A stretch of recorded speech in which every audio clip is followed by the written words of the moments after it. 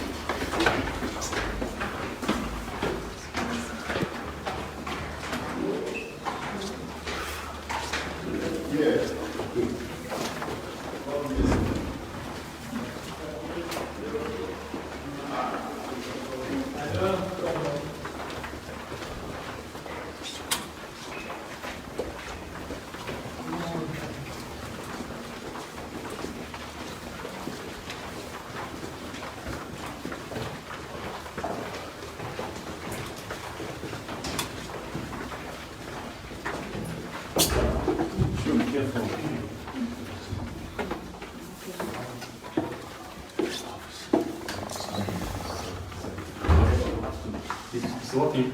Some people have to go down. Just the next floor down. Someone will pick you up the weight. We can't take you. Sorry. You can come in. Joel, help me direct them down. Blackson, come in, please. Will be much. Blackson, come in. What floor are we going? Third floor. He will direct them. Oh, okay. Did you confirm the transfer? Yeah. I will check.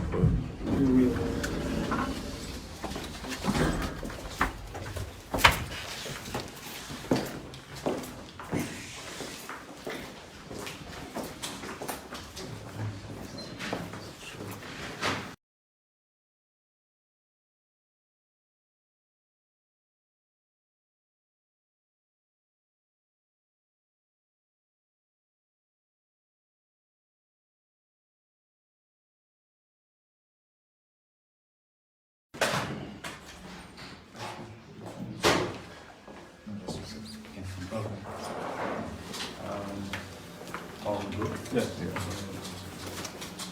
How are you?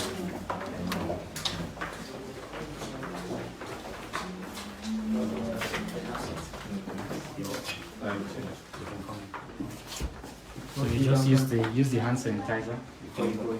If your phone, you cannot go use it, just drop it, please. Thank you.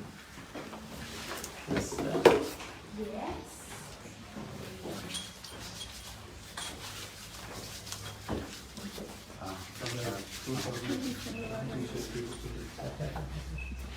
Alright, let's go. Thank you. Repeat. Hi, how are you?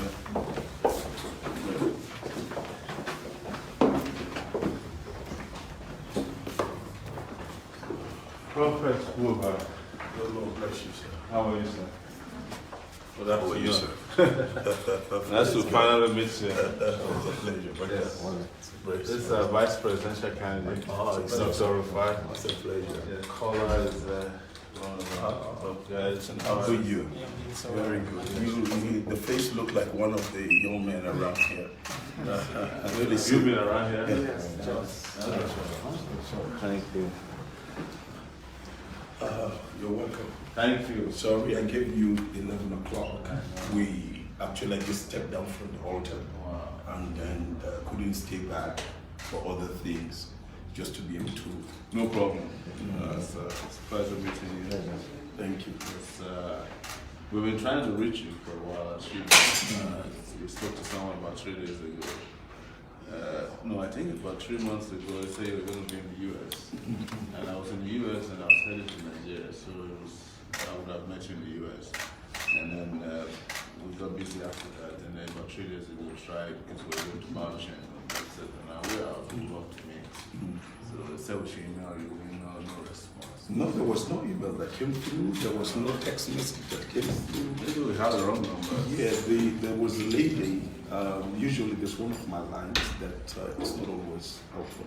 Yeah. But then I think I was flying in. I was at the airport, so I was with someone, and that was the time. Also, the phone was on. So she spoke with me, and I said, "Okay, send me a text message so that I can forward to my keep this thing." But there was no message since then, and the email. I know that they've received, and there are more than 4 people that are on my email. Wow. So there's no email that came through.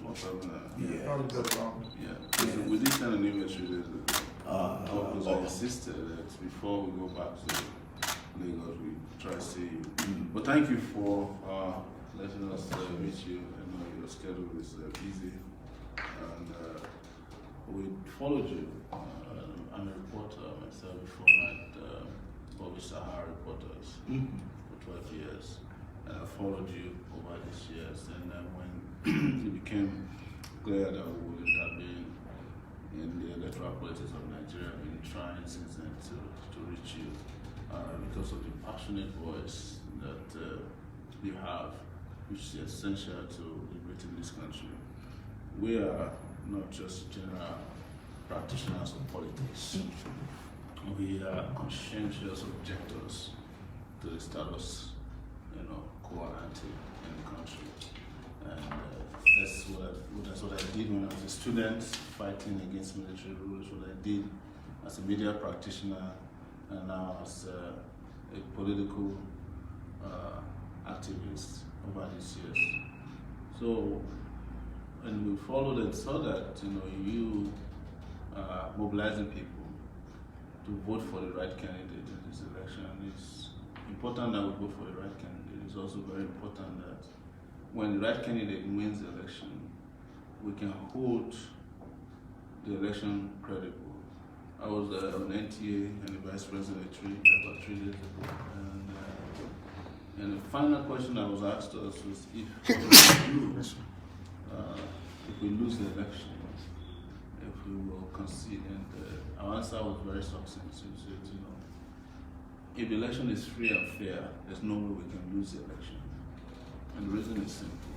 What is a fair election? A fair election is an election that delivers freedom to people and that is fair to their decision. It's not necessarily an event that took place on the election day.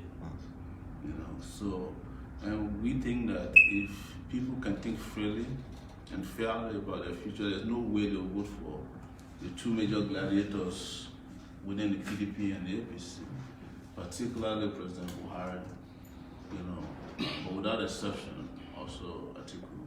And we've seen you on the pulpit saying the same thing over and over again, that it is time for Nigeria to experience the liberation that it desires. It's not just about people in Jos or in Maiduguri. It's not about, farmers or herdsmen alone. It's about everybody in this country, about the young and the old, about children and adults, about the weak in particular, and it's about people who have never been part of, those who benefited from this country.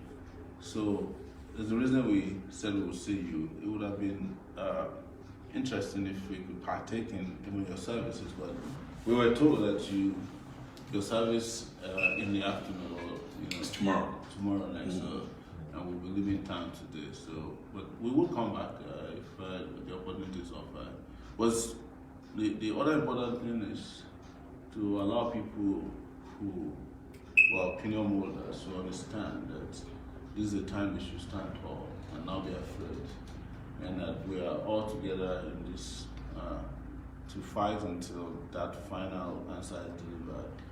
It may happen before election day, and it could happen on election day, and it may happen after election, because a number of situational variables will coalesce in pushing Nigeria in a different direction. I'm not speaking prophetically now, but I know that Nigeria is not sustainable the way it is now. The burden is too much to be borne by the people of Nigeria, and they're tired and they're disillusioned. But there's also anxiety on their part, and the anxiety is driven by the dejection of the past, so they're anxious about the future. So even when honest people present themselves, there's anxiety as to whether they can deliver on their aspirations. But that's why we are out there speaking truth to power and speaking to our people, not to be anxious, but to just hold on a little bit and ensure that they stand their ground until they finally see the promised land. Yes. So that's why we're here, and that's why we waited to see you today. We thank you for the opportunity, and we hope you keep doing what you do, regardless of whether we see again or not. It's very important. And we hope you stand your ground and stand firm and be fearless. Be courageous and truthful at all times, because there might be times that you might feel alone. Just know that you're not. There are a lot of people who rely on your truthfulness, people who are inspired by your courage, just to feel strong enough to wake up in the morning and still have hope that this country could be better one day. Yes, but we're here to let you know that we will make it better. Yes. So. Really deeply want to appreciate your coming.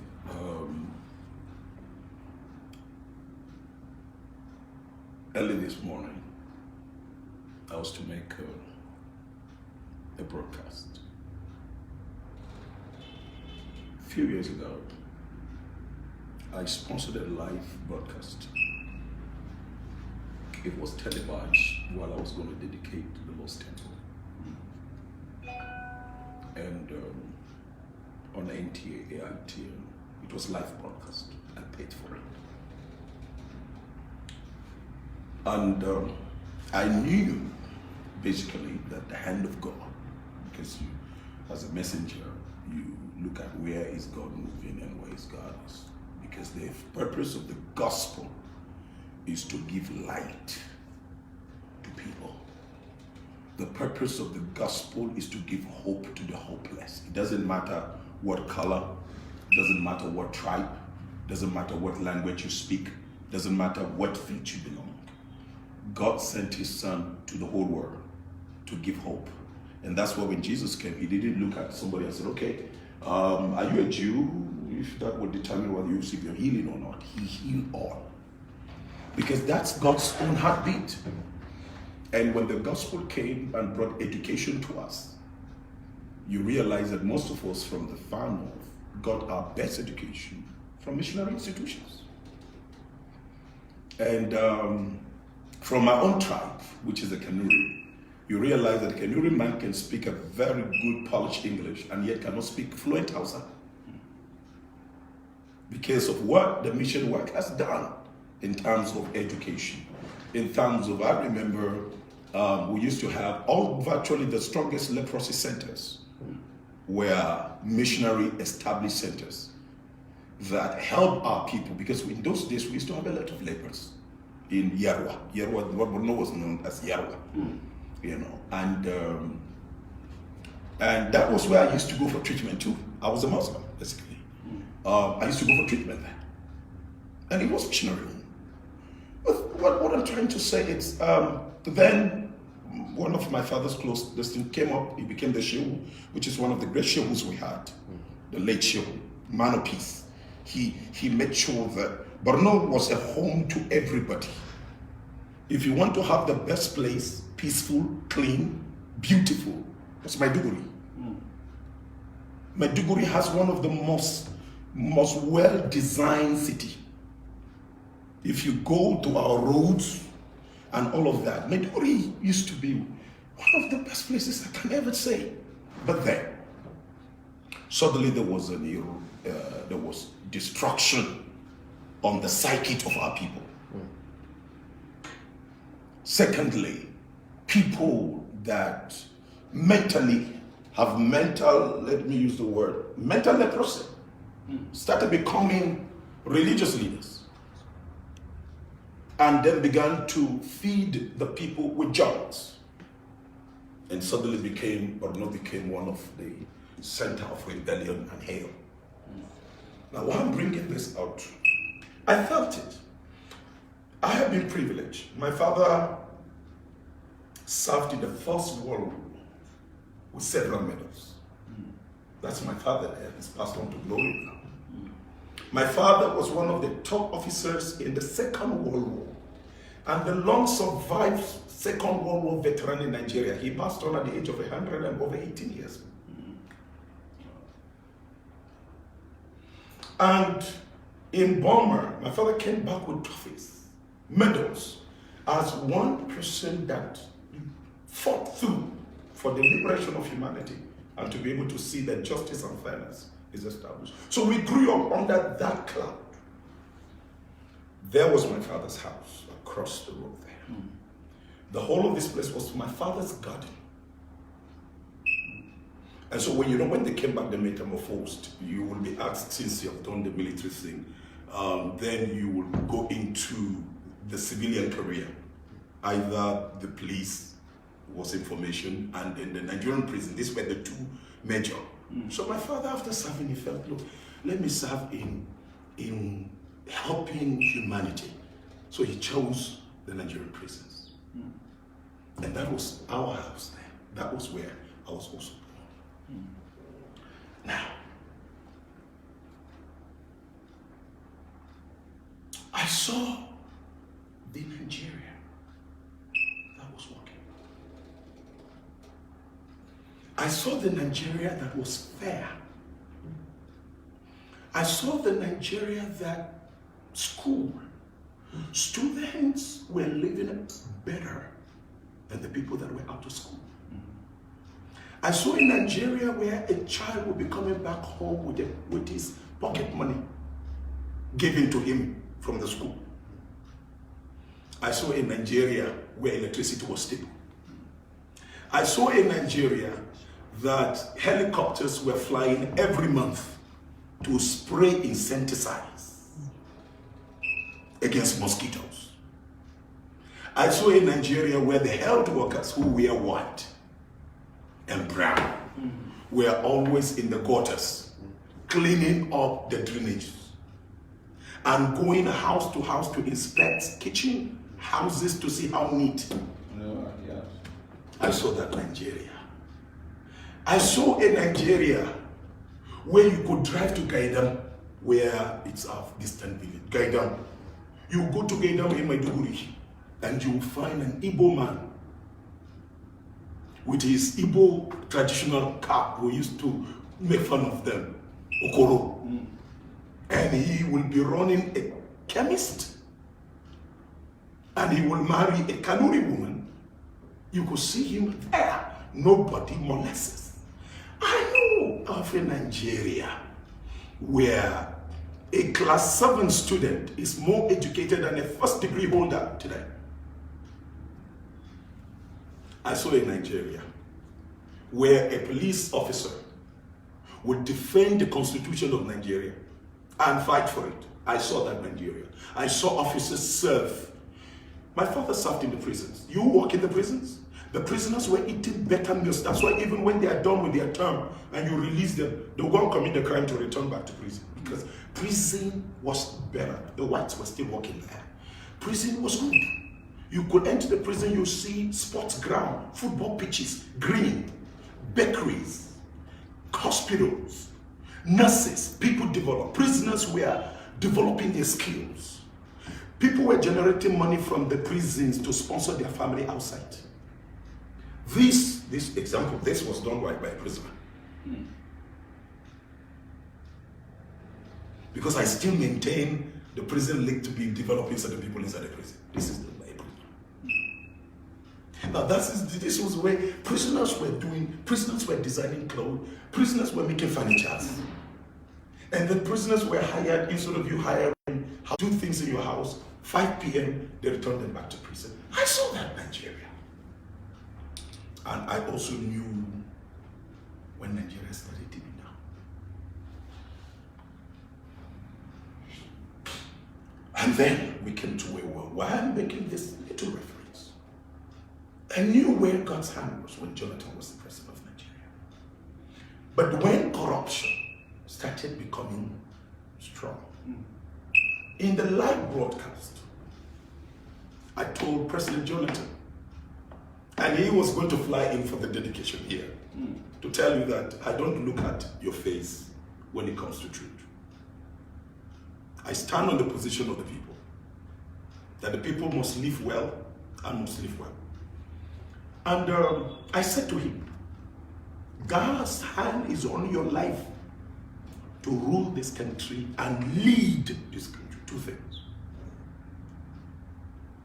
And in leading this country, there are 5 people you must uproot from your cabinet. I call them by names. His chief of staff, his NSA, his petroleum minister.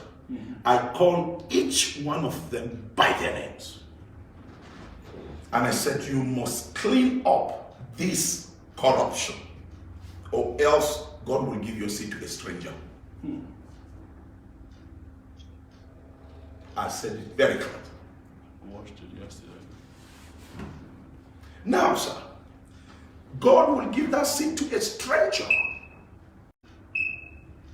That's why when President Buhari came on board, I knew God permitted it, because he needed to flog the man that was giving the mantle. He's like a son given the responsibility in his father's house, and he never appreciates to take care of it. The whole thing will go to a stranger who knows how to take care of it. But then that was the privilege God gave Buhari, to put things in order, especially with the age. Before, by the grace of God, when he started making those mistakes, then I raised a cry. Idiabon was virtually the de facto president. And when he started tipping down, I knew there were certain things he brought into place. I love him because, from the Northeast, one governor that my people loved so much in those days was Buhari as a young man. Buhari was the regional governor of the Northeast. And Maiduguri people enjoyed him. But suddenly there was a deterioration of the person I knew. So with what he brought on board, what he started and all of that, the why and all of that, things started coming. So I thought, okay, he's going to improve on it. And knowing fully well that God has given him an opportunity to rewrite history and to put things right. Suddenly, sir, things started going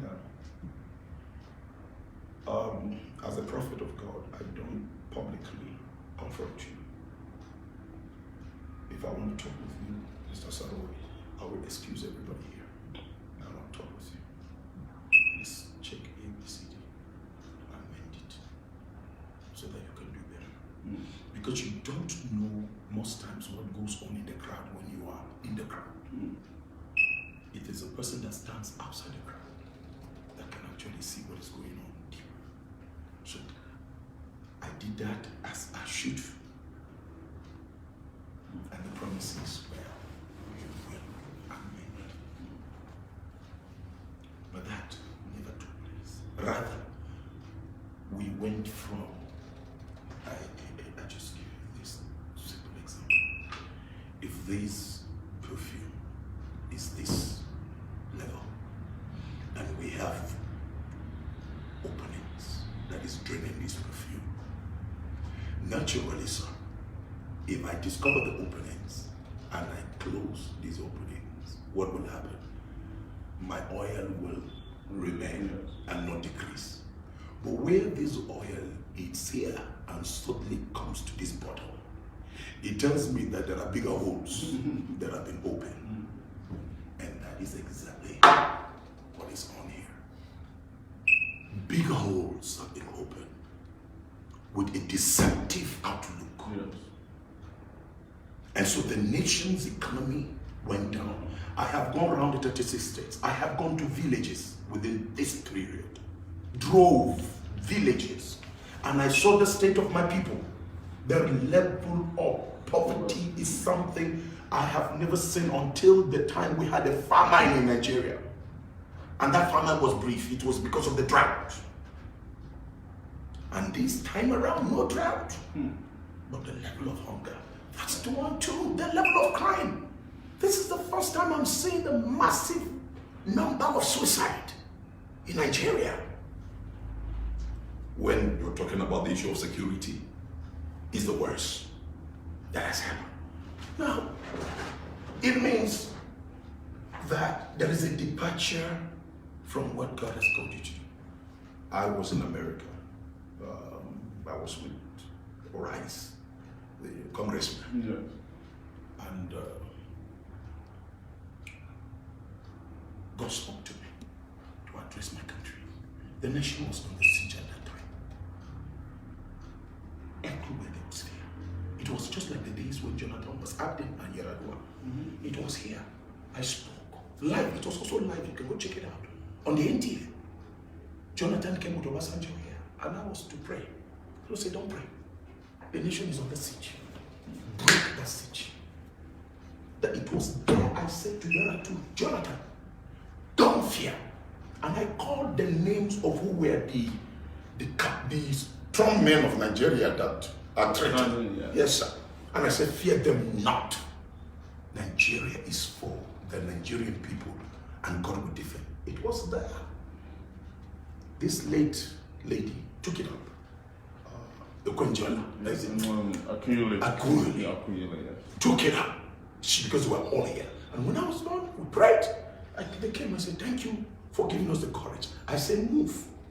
Then, Buhari, Babangida. And I said, forget Babangida, is never going to rule this country. Buhari, it's not your time. Atiku, don't even try it. And I said it. It was life. Now, if you look at it, Khan, Northern region, stood up against me. It was on advertorial this day and other days. Certain northern cabals. They said, Buba, why are you talking like that? You are a northerner. I said, I am not just a northerner, I am a Nigerian. My father fought not for a tribe, not for a region. He fought for the black race. And he fought, at that time there was no Nigeria. It was the West African Frontier Force. He laid down his life. So, what are you talking about? And so when this one came, the Lord said to me, son, go and address it. To be honest with you, sir, I told God, see, I have grandchildren now. I have 3. Let me just stay quiet and be praying. Then the Lord said this word to me in America. I was there for 2 weeks locked up, praying. And the Lord said to me, if you don't do it, I will take the children to 1 to 11. I said, the children, please, I know, I will do it. But I knew I was going to be dealing with a man that is not just a man. I'm going to be dealing with a man that I know very well when it comes to demonic things. I knew I have signed my death. Forget, it's not just you're talking about the fiscal president. So I knew where I was. Lord, let me not. But then I had to come in. That was when I came in and I made the address, the first one in October, the second one, and whatever. Now, what I have to take you through is when I see what is going on presently and passionately, I know that we've come to a stage, sir. None of my children's school abroad. It's not because I didn't have the power to do it. It's not because I don't have the capacity to do it. Actually, people have begged me 24 hours every day, every year to live. I've been provided with everything from different national presidents of different countries. I said no. My children never schooled anywhere from their nursery to first degree. They did all their school here because I believe in the Nigerian dream. Yes. I made all my children, when they were given scholarship, my two children came out with first class in the universities. When they were given scholarships to go and do their masters, I said, first do what you must do, then you go do the masters and come back. They did their masters, they came top, came back to this country. They are walking here. Because I believe in the Nigerian dream, that Nigeria will come up as one of the strongest nations again to fulfill the purpose of God for the black race. That's right. On that note, I have to address Nido Yes. in New Jersey. Yeah. Nido and Mrs. Patient, who is the president of Nido, I know. Yeah. came to say, look, sir, actually at that time I had one of the highest pressure to run. 89 nations sent me their desire to support. The congressman, actually they asked and said, you are a natural leader, why don't you lead your country? But I made a statement. I had council of bishops, imams, come here. The entire Sunni, by the grace of God, not my strength, the entire Shiites, by the grace of God, if I tell them move to that direction and who to elect is what they will do. By the grace of God. They've all come, go. But I said, no, I have my role. My role is to see to the midwife. God showed me the new Nigeria. God showed me the blueprint. In 2 years, Nigeria was turned around. 2 years. To one of the greatest nations. Security was dealt with. Infrastructure, economy came up to the top. Nigerians were moved from the bottom of the pyramid to the middle and the top of the pyramid. The Nigerian assets were taken away from the few and spread across the board, where the Nigerian person could make investment into. He showed me everything. Electricity was 24 hours.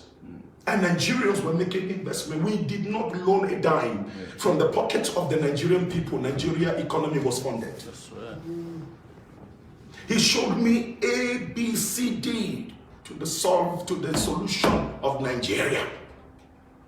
And then I saw Nigerians in diaspora returning, crying back home, saying, we're tired of slavery in another man's land. Right. That's right. We will come. And Nigerians were building institutions here. And then they were being hired by nations for their expertise. That's right. It was no more moving abroad to go for rest. To stay. It was only for rest. Yes. People go, come back. Everything was working everywhere. Security was at the peak of it. And he showed me everything. He showed me the way employments were created. Not by technocrats who have theoretical understanding, but practical men with the answer on how to ABCD solve it, not just the big stories and big numbers. To describe all those things. I have them in my book here. So, with that, God told me, say, go and try one. So I did it. If you drive when you're done, drive to the airport, go down to a place called Bakiladi. It's just about 30 minutes drive from the airport. Yes, from the airport, less than 30 minutes. You will go to a place called Takwat. That's the place now, behind you. We designed this village when it was invaded by the herdsmen and people were killed. I went there to sympathize with the people. And God said to me, no, don't just sympathize with the people, we created that village. So I took 1,300 pastors out of town so that we can change the poverty of the mind. Let's solve our problem by ourselves. So I had a retreat for them twice. Then move them to this village. I stayed in this village with all my escort and what have you. I was sleeping with my wife and my children on the floor in the secondary school. On the floor. And I was feeding 1,300 people every day. Breakfast, lunch, dinner. We moved to the village and God showed me the best thing material to use, which is bulletproof and is fireproof. So that if tomorrow the invaders try to come, they will fire and the bullet won't go through. So we went there, we designed the machine we were using in brick making. Because we couldn't get money to import the ones from South Africa. So we did it. You can go there. We built 53 3-bedroom modern houses with roads, light, solar light, water. Remember these villagers that go to the hills to ease themselves? Yes. Wow. Living in slums. Now living in a 3-bedroom modern house with roads, recreational center, and whatever. It's there. That was how we reconstructed that village for 20 years now. We built the first set which would take care of all the family units, 53, and give it to the people. Free, with no cost. The only thing you as a person, the community will do is to give your own time to contribute in fetching water, in making sure that the block, so that you can learn how to develop things by yourself. So don't listen to me. If you could do that, not just this, we've done it in a few communities. If you could do that, well, why is it difficult that somebody now give it to government people? They will put this at how many billion?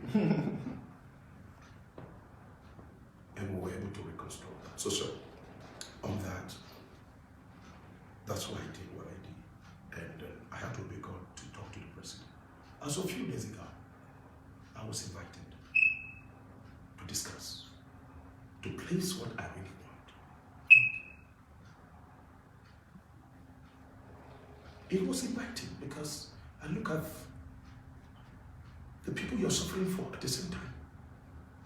40% of them don't even understand the people you're fighting for. So, at the end of the day, all right, if they're going to put things in place, no problem.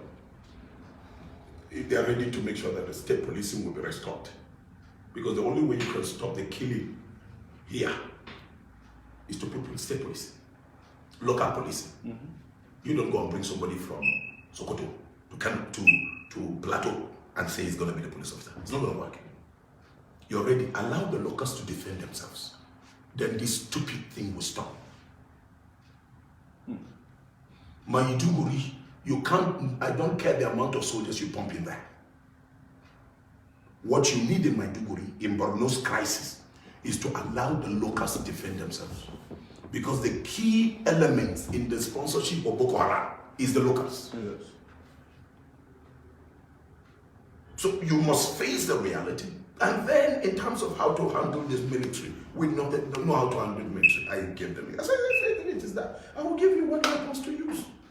There is just one camera you can buy in a whole camp of a military compartment. One camera, it will take movements 63 kilometers. It's 1.2 million naira only. If you put this camera here, it will take every movement around here, 63 kilometers radius. So there's no way I can have that camera here and we can't see enemies advancing. Why should he come to a stage now until Boko Haram invade and kill young brains? No intelligence. No intelligence. So I said, if they're ready, we'll put it. You don't need 3 billion naira, I said billion naira, not dollar, to equip our Nigerian soldiers in terms of what instruments to use to catch and get proper information. 3 billion, I didn't say $3 billion. I have the records here with amount, with what you need to do. So I said, okay, until I was going to leave for the villa, the Lord said to me, so 3 a.m., I knelt down to pray. Yeah. Can you negotiate with the beast? What beast? That was it. That was what stopped me today. You didn't see me flagged up in the presidential banquet because leaders were going to be summoned and I was going to address. and present whatever to the president. And then we can move on. But God said, no, you can't negotiate on the list. So if this is how far we've come, sir, you made a very strong statement fighting for the deliverance of Nigeria and mobilizing people that will vote for the right candidate. And you said something, Nigeria, and the way it is, if it is fair and free election.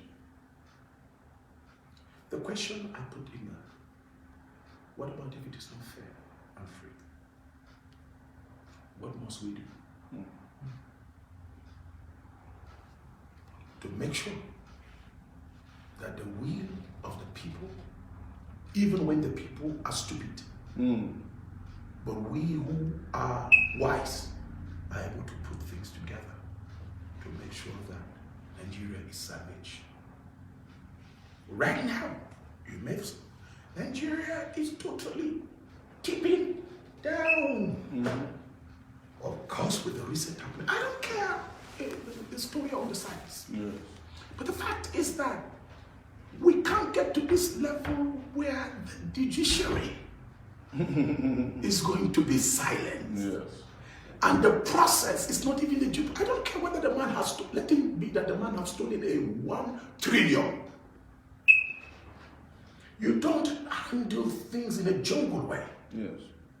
Jungle justice. Jungle justice, there is a due process of God is the God of that establishes law and justice. Yes. Now, this is happening where the court process have not been exhausted and you are swearing in someone when a matter is still. So what do we do? As I talk to you, Yes. they have concluded the elections. Yes. That's the plan. Not their plan. It is done. You see, when it is a plan, it is in the making. But when it is concluded, it is finished. They have concluded the elections. They have allocated what votes will go. I have this with me. That's why I raised the third clap before people started talking about the rigging and whatever. I've seen it. And I'm telling you what I saw with the INEC data itself. With name, I can give you the locations, I can give you the names of the voters who have been moved to. That's why Erufai could do the stupid thing he's doing. He's doing it because he's doing it with something he feels, I already have it. But by the grace of God, Goliath can threaten the nation of Israel.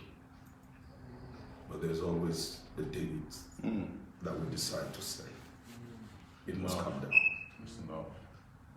So this, if it is not fair, what do you do?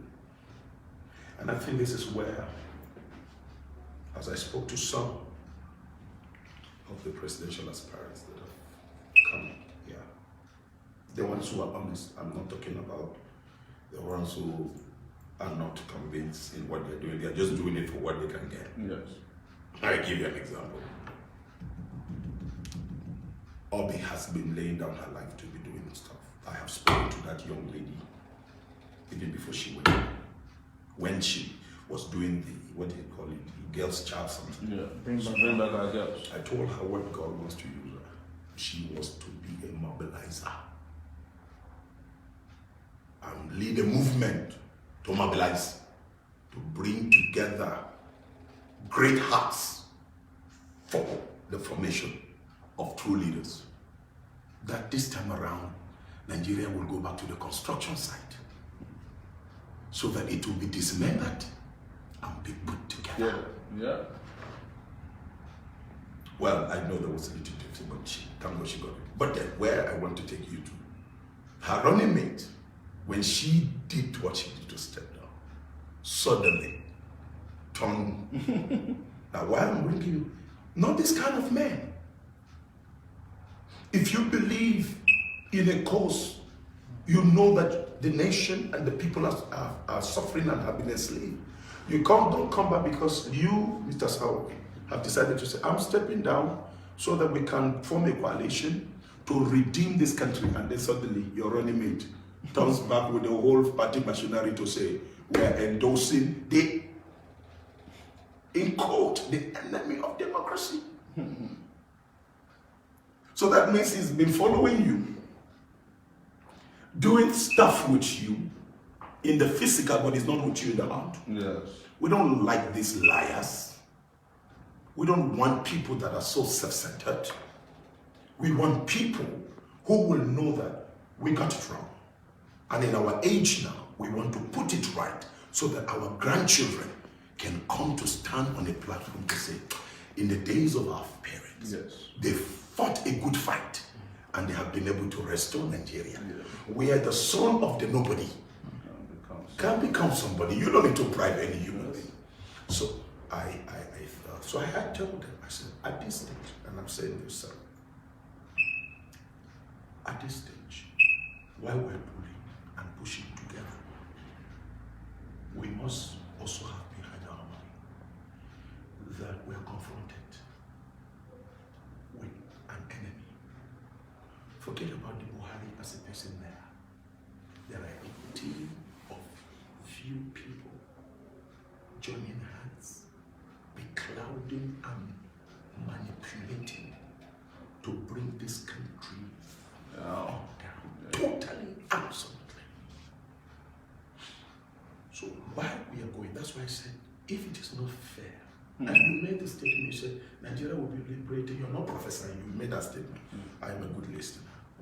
Now, or during the election, After or after the election. And then you said, it's not that I'm prophesying, but, well, that's the truth. But in this case, in the next few days, we will have to decide what we want to have. Yes. And it means, while we're doing what we're doing, we must have it behind our mind. It's not about Sowore. Yes. It's not about you. If it is about you, you would have just stayed there and be doing your Sahara. Yes. And of course, getting money from the best buyer. Because you will make noise so that the other side of the government will pump and say, accuse the other ones, blackmail them. Then you get something from. But you chose and said, it's not about that. Because no matter how rich and successful I get from falsehood, one day I'm going to leave it. I will end up, everything is a dust. Yeah. But the greatest investment is the investment you make into the lives of people. Yes. In changing their story. And that's what you are getting and campaigning, and that's what you're moving. Like I said, a few days ago, I have denied myself of 2 billion naira provided already. To go and address.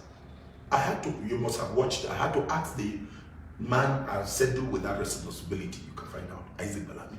They had it. I said, keep playing now. They had it. They had it in the villa of concern. They had it because it's a plan. So there were 3,000 of them that were supposed to. I was the one to go do that. So if I turn down, I said, look, you want to do a laundry workshop? If a Buba appears, there is nothing less than 15% of this country will change their mind. Yes. I know what fellowship I have. But I said, no, for the sake of what God showed me and what is at stake. So, sir, it's not about you. It's not about any one of us. We must save Nigeria. I have heard the cry of Nigerians in Britain. I have heard the cry of Nigerians in America. I told them this, and I'm saying it. You can go find out. I said it before Nigerians in America. I said it before the congressman. I said, it's whatever is happening today. If we don't salvage Nigeria, a time will come that the Pharaoh that knew of Joseph will arise. Exactly. And Nigerians will be hated not for their skin, will be hated not because they are Nigerians, but because of their brain. Yes.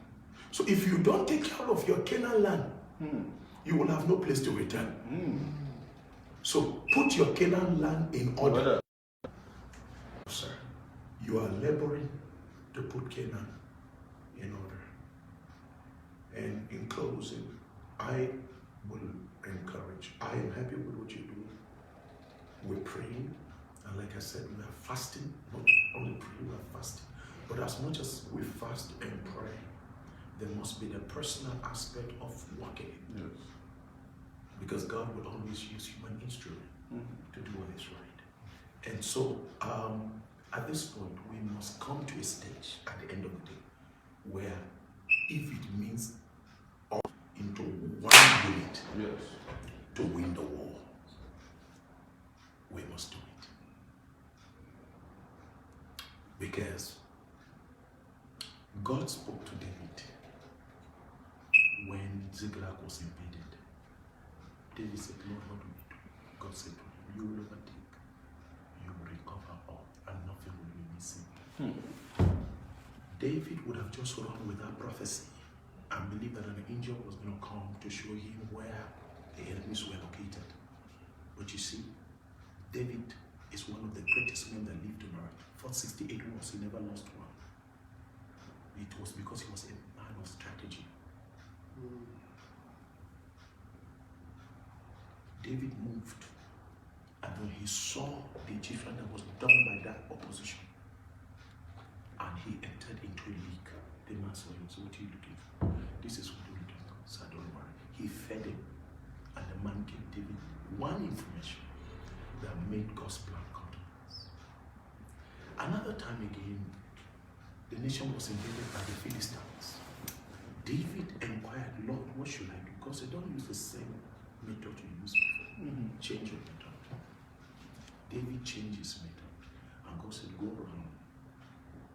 And then take along with you some of the Philistines. He did that, and God gave him victory. These days, God began to show me, so Nigeria at this particular stage, you will have to be strategic. And I'm saying this to you, so while you're pushing, while you're moving from stage to stage behind your mind, also reserve a place of strategy. That at the end of the day, if it gets to, and this is we're talking about nothing less than 10 days or 15 days from now, if comes to a place where we have to push our way to clean up the evil that will consume us, because we know that there will be no, sometimes it will call for a proper alignment of people of like mind that will put themselves down in a clean, clear contract agreement for the redemption of Nigeria. At the end of the day, by the grace of God, we know that if we form, and I'm saying this, and that is what it's going to be, form a government of national unity, where the proper Nigerian structure will be put in place, and we see the Nigerian work. I must not be, that's why I had to deny myself, that's why I had to decline from running, because I said, I have not been given that assignment. My assignment is to midwife. That's why the Shiites came here, stayed in this building for 2 days. All their governors with the second in command to Al-Zazaki. The Shiite vote alone is over 6 million. I have them here. Before the OPC man, Pastor, Dr. Passion. You're here. With some of the others, we are here. I had a discussion with them for 2 days. I know that in terms of population strength, God has given us. But we must also understand that we're dealing with the wicked. And I will stop with these words to you. Jesus, I like making reference to the Lord, statesman, his strategic operations. He said something. He said, when you're going to a court and you have an adversary with you that you're going together over a matter,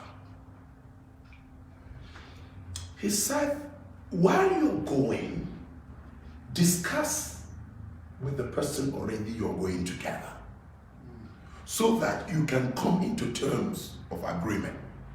Because if you move together without concluding on the way, and he said these words, he said, the man who is you like your adversary, even though at the same time, may demand of you that you give him your coat. He said, even if he asks you for the second coat, give it to him.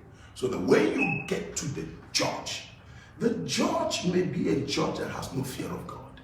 And instead of passing the righteous judgment to you, he will pass an unjust judgment. He said, but while you're going, you can solve the matter on the way. That is the word of wisdom when you are in the middle of the war. If we are able to put these things in place, the key thing is Nigeria must be safe, Nigeria must be recovered, Nigeria must be rebuilt, and Nigeria must be restored. This is God's plan. That must happen by the grace of God this 2019. By the grace of God. So, areas of partnership that we need to drive together. Let's follow together. I am standing strong. And I've told Fela, he will tell you that if it comes to or putting our heads together, I will call for it. He told me, he said, whatever you decide, sir, we will pull along. If it means at the end of the day, all of us pulling our strength and dropping and saying, okay, we're all going with one.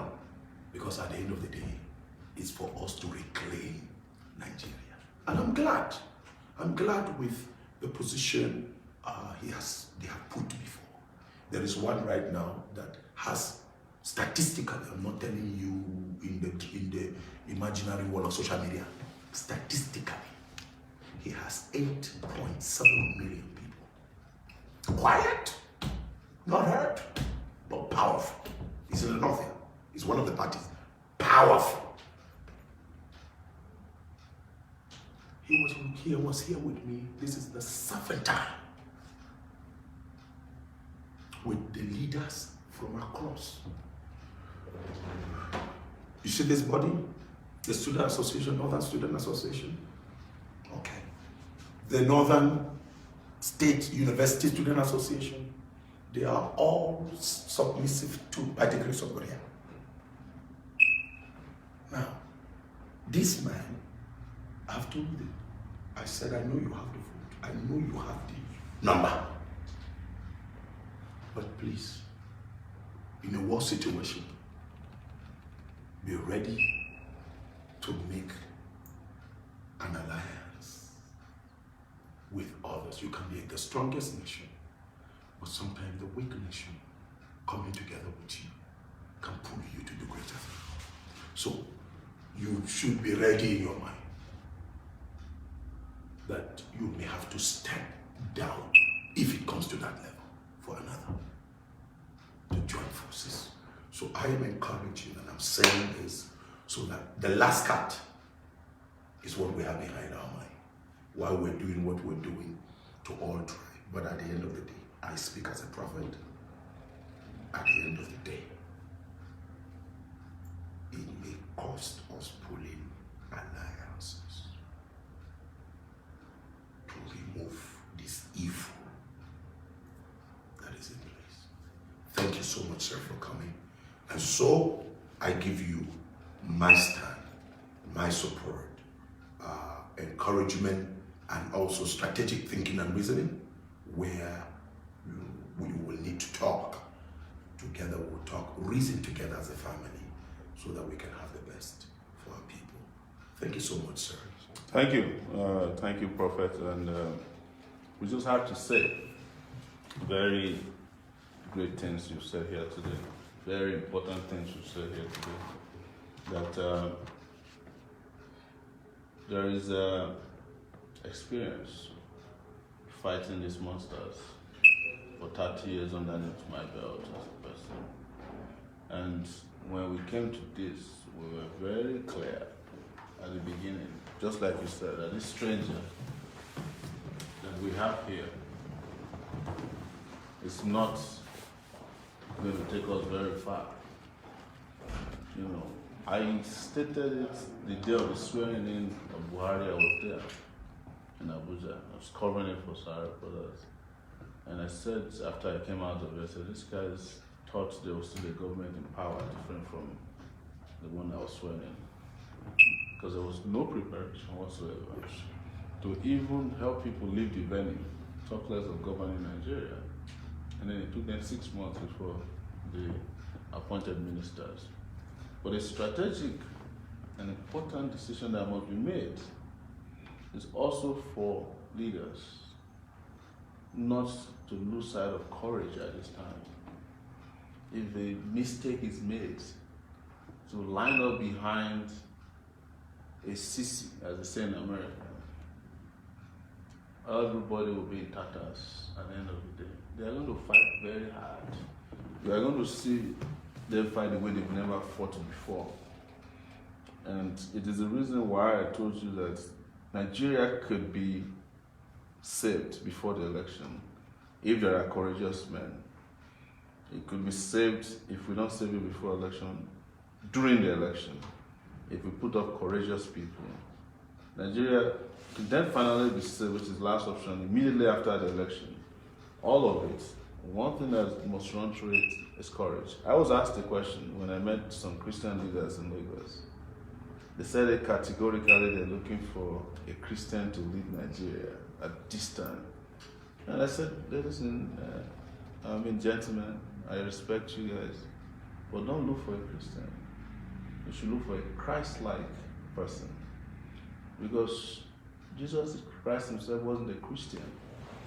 Christianity came as a result of his lifestyle. And they were all shocked. Now the decision ought to have been made on that day as to who they're lining up behind. But just because of that intervention, they said, well, we'll see you later. They had to be consulted. I know there's a lot of consultations happening. But let it be free of bias. Because there was a time this nation was so open-minded, we voted for 2 Muslims because it wasn't about religion then, just like you mentioned. You know, even those of us who eventually had to fight for Abiola, we didn't vote for him, we didn't support him for the election. We did based on principle. And that principle is abiding to today. And nobody should be under any illusion that there's not going to be a fight. That's right. There will be a fight, and it will be a dirty fight, it will be a big fight for these guys to go down. But they're going down, regardless. They're going down. It's just that we have to help them hit the ground and the bottom faster than they imagine if we exhibit uncommon courage. And that's what I've said to you. And thank you so much for the reception once again. Thank you for the great words of wisdom. Thank you for your sacrifice, Prophet. It takes a lot to say something that you believe in and stand by it and still take a walk. As Idi Amin used to say in those days when they asked him about freedom of expression, he said, there's freedom of expression in my country, but I cannot guarantee you freedom after expression. That's where we are in Nigeria today. There's freedom of expression in Nigeria, but the problem is freedom after expression. And that's the one that we must guarantee for everybody. Thank you. Thank you so much. Thank you so much. Thank you. Really appreciate it. Yes. I'll pray with you Okay. that God's grace, because we depend on his strength. That's right.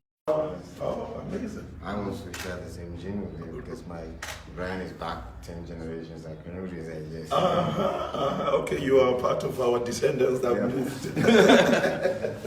Great.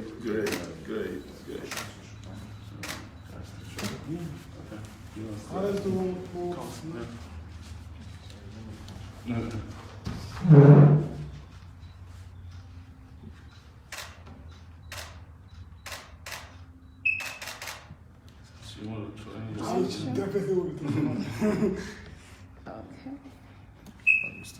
Okay. Okay. Still streaming somehow. Let me. Thank you.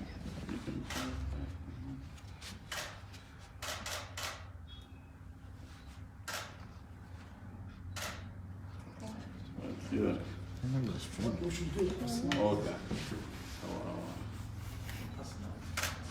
Well, he knows how to cut him off. I wouldn't mind, right? You can go now.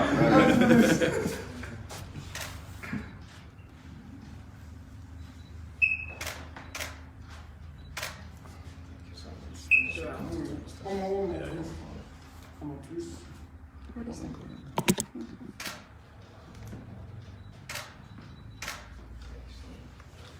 Sure. This is the plot where we want to be. Tell them you want to be, don't worry. Kara, okay. Thank you, sir.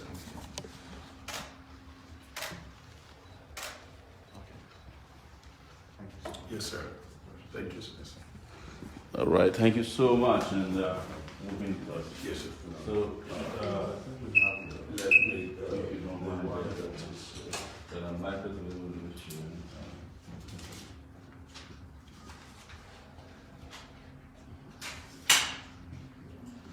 Yeah.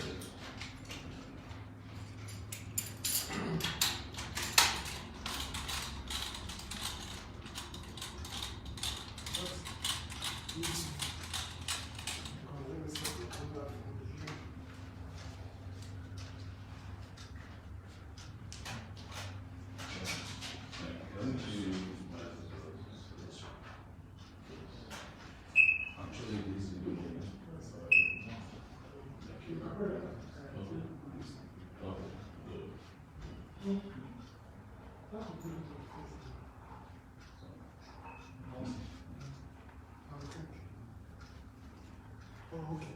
Never mind. After that. This is best. You didn't teach me my next one.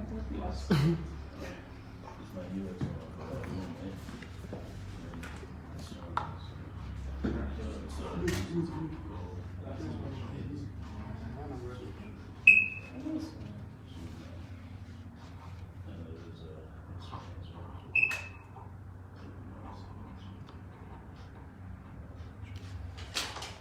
Thank you so much. Thanks. Sir. As a cameraman. That's the cameraman. Take like 5 short clicks. Click and then. Thanks. Thank you very much, sir. It's a Nice pleasure. riding. Thank you, sir. Thanks, sir. Is that Yes, sir. Oh. Sorry. Thank you, sir.